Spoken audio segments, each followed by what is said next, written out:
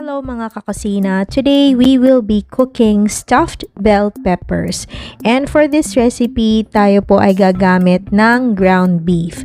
Now this is almost 1.5 kilos of ground beef pero hindi po lahat gagamitin natin sa ating stuffed bell peppers.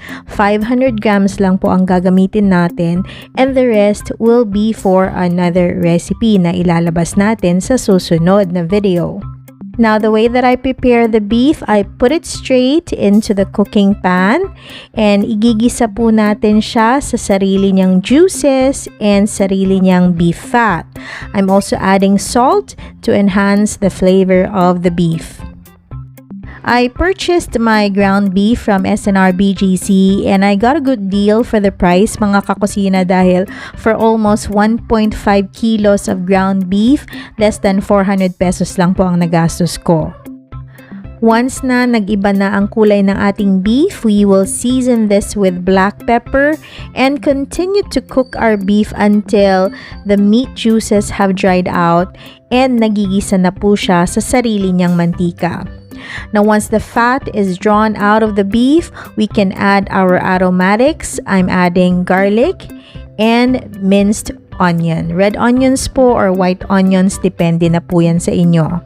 So, sabi ko nga kanina, we will only use 500 grams. So, we're gonna set that aside and let our beef cool down.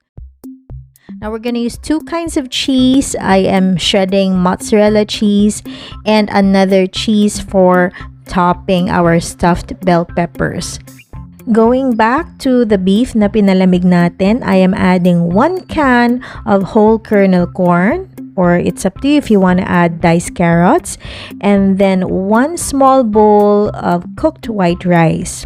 Lalagyan din po natin ito ng tomato puree. And ia-eyeball lang natin ito mga kakusina because we do not want our beef mixture to be too wet or too dry. Para po sa ating herbs, we will add 1 tablespoon of Italian seasoning. Now, it's up to you mga kakusina if you want to add more salt and more pepper.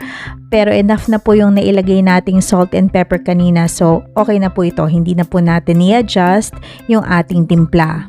Ang tatandaan nyo lang is you have to make sure that your beef is completely cooled down before you add your mozzarella cheese. Otherwise, magme-melt na po yan. Hindi pa po kayo nakakapag-stuff ng inyong bell peppers.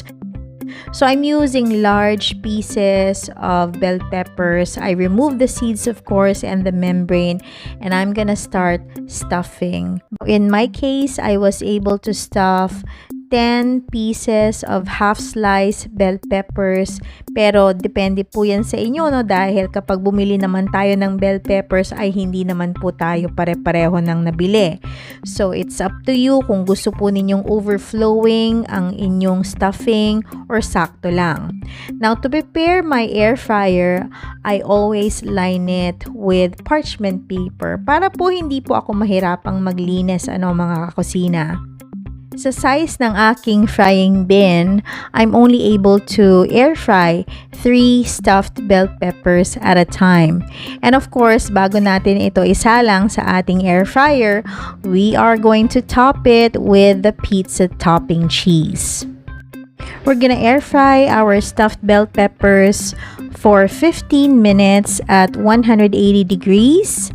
Or until the cheese is melty and light golden brown. And to serve, I'm gonna top it with fresh parsley. So there you have it mga kakusina, another holiday recipe idea here at the Culinary at its Finest cooking channel. Sana po ay nagustuhan ninyo ang ating napaka-colorful na stuffed bell peppers recipe for today. See you again on the next one. Bye!